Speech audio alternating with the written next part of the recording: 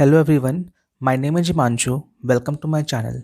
इस वीडियो की पीडीएफ आपको मेरे Telegram channel GK NCERT daily से मिल जाएगी। इस लेक्चर के रिगार्डिंग कोई भी क्वेरीज हो तो आप मुझे मेरे इंस्टाग्राम आईडी gk.ncert.daily पे मैसेज कर सकते हैं।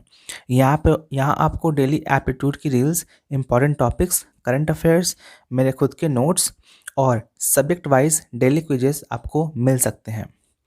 इसके साथ साथ आप चाहें तो मुझे फेसबुक पर भी मैसेज कर सकते हैं। इस सब के लिंक्स मैंने डिस्क्रिप्शन में दे रखा है। चलिए वीडियो शुरू करते हैं। Okay, so this is the second video of the UPSC prelims paper solution. In the first video we have discussed 1 to 10 question, और इस वीडियो में हम लोग 11 to 20 क्वेश्चन डिस्कस करेंगे।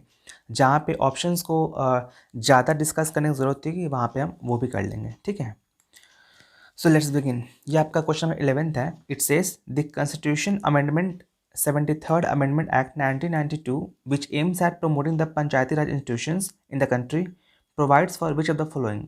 फर्स्ट ऑप्शन है Constitution of District Planning Committee। ये तो वैसे ही गलत है। ठीक है, एक मिनट। ओके, तो जो आपका 73rd अमेंडमेंट 1992 है, ठीक है, तो उसमें डिस्ट्रिक्ट प्लानिंग कमेटी कॉन्स्टिट्यूशन की कहीं बात नहीं की गई है। ये आपका जो लक्ष्मीकांत बुक है उसमें बहुत ही आसानी से दिया हुआ है। तो जैसे पहला ऑप्शन गलत है, तो आपका ये गलत, ये गलत, ये गलत, ये सही हो जाएगा। ठीक है, नेक्स्ट।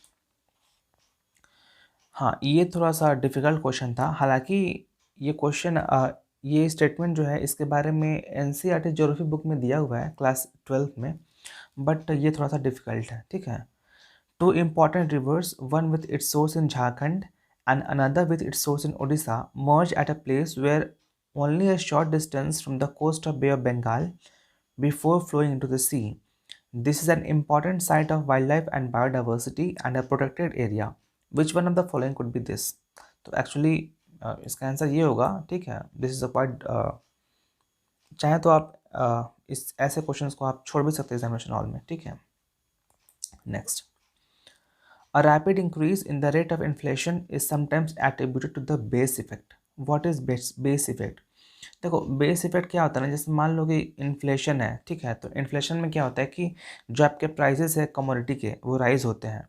ठीक है, तो इसीलिए जब हम अगले साल की इन्फ्लेशन रेट कैलकुलेट करते हैं, तो जो पिछले साल जो राइज हुआ था कमोडिटी का, तो उसका भी हम लोग इसमें थोड़ा सा इम्पैक्ट आ जाता है, तो उसी को हम लोग कहते हैं बेस इफेक्ट। ठीक है, तो इसका जो करेक्ट आंसर हो जाएगा वो कहाँ पे हो जाएगा? ये वाला option number C. Next. India is regarded as a country with demographic dividend.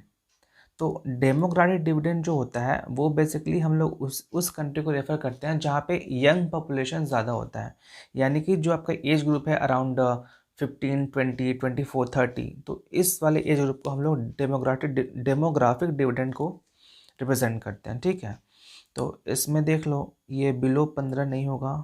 हाँ, ये 15 से 64, ये सही है। ठीक है, नेक्स्ट। Regarding carbon credits. ठीक है, पहले थोड़ा सा हम लोग कार्बन क्रेडिट्स के बारे में समझ लेते हैं। ठीक है, देखो एक्चुअली कार्बन क्रेडिट क्या है कि ये एक तरह से आप कह सकते हो कि ये एक ट्रेडेबल सर्टिफिकेट होता है। ठीक है, आपको अगर मैं समझाऊं तो जैसे मान लो कि ये कोई कंट्री है ए, है ना, और ये कोई कंट्री है बी। ठीक है, और जो आपका कार्बन क्रेडिट है वो बेसिकली हम लोग मेज़र करते हैं 1 टन में। ठीक है, 1 ton of carbon dioxide emission. ठीक है, यानी 1 carbon credit is equal to 1 ton of carbon dioxide, है ना। तो जैसे मान लो ये कंट्री ए है, ये डेवलप्ड कंट्री है, और ये कंट्री बी है, ये डेवलपिंग कंट्री है। तो जैसे मान लो कि जो आपका क्योटो प्रोटोकॉल हुआ था 1997। अच्छा, क्योटो प्रोटोकॉल क्या है? तो 90, आप सबको पता होगा कि 1992 में, ठीक है, 1992 में जो अर्थ कॉन्फ्रेंस हुआ था, पृथ्वी सम्मेलन 1992 में, उसमें क्या हुआ था कि जितने भी कंट्रीज थे, है ना, तो उन लोगों ने डिसाइड किया था कि हम लोग एनुअली मीट करेंगे और एक कॉन्फ्रेंस ऑफ पार्टीज होगी जिसमें हम लोग इम्पॉर्टेंट जो भी इन्वायरमेंटल डिसीजंस है वो हम लोग लेंगे। ठीक है, तो वैसे ही जो आपका सबसे पहला हुआ था कॉन्फ्रेंस ऑफ पार्टीज, तो वो 1995 में हुआ था। और जो आपका क्योटो प्रोटोकॉल हुआ जिसके अंदर ये कार्बन क्रेडिट्स की बात की गई है, वो हुआ था 1997 में। ठीक है, तो आते हैं अपने टॉपिक पे। कार्बन क्रेडिट क्या होता है कि जैसे मान लो कि just for sake of example कि जैसे मान लो ये दिया हुआ है क्योटो प्रोटोकॉल, तो मान लो इसके अंदर मान लो किसी भी कंट्री को आपको मान लो कि 100 ton of carbon dioxide emission की इजाज़त मिल गई। जस्ट फॉर एग्जांपल ए ने क्या किया, चूंकि ये डेवलप्ड कंट्री है, इसके पास बहुत सारी इंडस्ट्रीज हैं, तो ए ने क्या किया, ए ने अपना कोटा पूरा कर लिया। इसने 100 टन कार्बन डाइऑक्साइड रिलीज कर दिया। लेकिन चूंकि बी एक डेवलपिंग कंट्री है, इसके पास रिसोर्सेज कम है, इसके पास इंडस्ट्रीज कम है, तो ये क्या करेगा, इसके पास कम होगा इमिशन। मान लो इसने 90 ही इमिशन किया, ठीक है, तो इसके पास चूंकि मैक्सिमम परमिशबल लिमिट 100 थी, लेकिन इसने 90 ही इमिशन किया है, तो इसके पास क्या हो जाएगा, 10 कार्बन क्रेडिट्स मिल जाएगा इस वाली कंट्री को। तो ये कंट्री क्या कर सकता है, अपने इसी 10 कार्बन क्रेडिट को इस वाले कंट्री को सेल कर सकता है, और ये फिर 110 प्रोड्यूस कर सकता है उस केस में, ठीक है। तो चलिए आते हैं अपने ऑप्शन की तरफ। पहला, carbon credit system was ratified in conjunction with the Kyoto Protocol।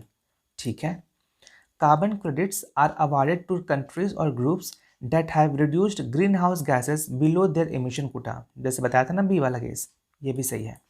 Next, the goal of the carbon credit system is to limit the increase of carbon dioxide emission। ये भी सही है। चौथा, carbon dioxide are traded at a price fixed from time to time by UNEP। तो ये गलत है। ये इसलिए गलत है क्योंकि जो आपका प्राइस लिमिट है, क्या होता है ना कि जैसे मान लो ये जो कंट्री बी है, इसके पास 10 कार्बन क्रेडिट हो गए, ठीक है, तो कार्बन क्रेडिट को ना एज अ कमोडिटी हम लोग सेल करते हैं। जो भी कंट्रीज होती हैं वे कार्बन क्रेडिट को एज अ कमोडिटी सेल करती हैं। तो ये depends upon countries to country how they want to sell, ठीक है। तो इसमें ऐसा कुछ UNEP टाइप का कुछ नहीं है, ठीक है, तो ये आपका गलत है। Next, which one of the following is not a feature of value added tax. तो जो आपका वैट है, वैल्यू एडेड टैक्स, ये आपको पता ही होगा। जो भी आपका जैसे मान लो कोई एक यहाँ पे स्टेट है, जैसे मान लो ये गुजरात है, ठीक है, यहाँ पे कोई सामान बना और इस वाले सामान को मान लो पहुँचाना बहुत दूर बिहार में, ठीक है। तो सबसे पहले तो जब गुजरात में इसका प्रोडक्शन हुआ, तो जैसे मान लो कंपनी को पता है कि इसकी मैक्सिमम इसकी कंपनी कॉस्ट है 100 रुपये, ठीक है, लेकिन यहाँ से लेकर यहाँ तक पहुँचने में इसको अलग अलग टैक्स लगते हैं, ठीक है। तो ये जब सारों को हम ऐड करेंगे ना, तो वो होता है आपका वैल्यू एडेड टैक्स, और उसी के रिगार्डिंग ये जो क्वेश्चन है वो पूछा हुआ है। पहला है, it is a multi point destination based system taxation, ठीक है। It is a tax levied on value addition at each stage of transaction in the production distribution chain, ठीक है। It is a tax on the final consumption of goods और services and must ultimately be borne by the consumer, ठीक है, ये भी सही है। चौथा, it is basically a subject of the central government and the state governments are only a facilitator for its successful implementation। तो ये जो सेंटेंस है, a subject of the central government, ये गलत है क्योंकि जो वैट है ये आपका स्टेट गवर्नमेंट का सब्जेक्ट है, ठीक है। चलो नेक्स्ट, क्लोज्ड इकोनॉमी। देखो क्लोज्ड इकोनॉमी क्या होता है ना कि वैसे इकोनॉमीज जिसका बाहर का दुनिया से कोई मतलब नहीं है। मतलब ये कंट्रीज वैसी होती है ना जो ना ही इंपोर्ट करती है और ना ही एक्सपोर्ट करती हैं। हालांकि प्रेजेंट सिनेरियो में ऐसा कुछ कंट्री ऐसा कुछ है नहीं, बट ये चूँकि इकोनॉमी एक टर्म आया था क्लोज्ड इकोनॉमी, बस उसी के बाद में क्वेश्चन था। ये काफ़ी आसान है, ये आपके NCERT बुक में मिल जाएगा। तो इसका option number D correct answer है, ठीक है। Next, when the bark of a tree is removed in a circular fashion all around near its base, it gradually dries up and dies because of water from soil cannot rise to aerial parts। गलत है। Roots are starved of energy। This is the correct answer। ये आपका general science का question है, ठीक है। Question number 20, three of the following criteria have contributed to the recognition of Western Ghats, Sri Lanka and Indo-Burma region as a hotspot of biodiversity। और आपको इतने criteria दिए हुए हैं, ठीक है। तो जब भी हम हॉटस्पॉट और बायोडाइवर्सिटी के क्राइटेरिया की बात करेंगे तो इसमें करीब आपके 4 5 या 6 क्राइटेरियाज हैं जो कि आपके शंकर आईएएस की जो इन्वायरमेंट की बुक है उसमें दे रखी है। जैसे आपका वो वहाँ पे कोई भी स्पेसीज रिचनेस काफ़ी ज़्यादा है, वहाँ पे इंडेमिक स्पेसी होते हैं, ठीक है। तो ऑप्शन देखते हैं, स्पेसीज रिचनेस सही है। वेजिटेशन डेंसिटी, देखिए जो वेजिटेशन डेंसिटी होता है ये लगभग हर बायोडाइवर्सिटी में होता है।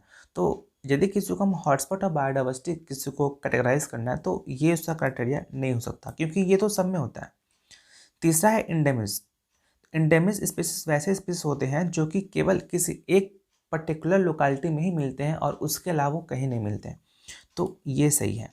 तो यदि हम देखें ऑप्शन को तो जहाँ पहला और तीसरा दोनों होना चाहिए, ठीक है।